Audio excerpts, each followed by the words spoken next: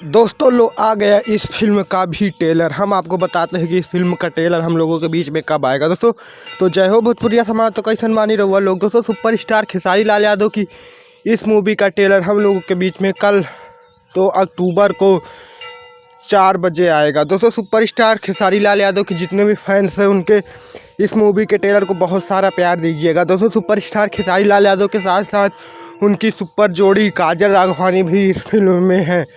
दोस्तों सुपरस्टार खेसारी लाल यादव और super actress काजल राघवानी की जितनी भी मार्केट में मूवी आती हैं वो काफ़ी सुपर डुपर हिट होती हैं।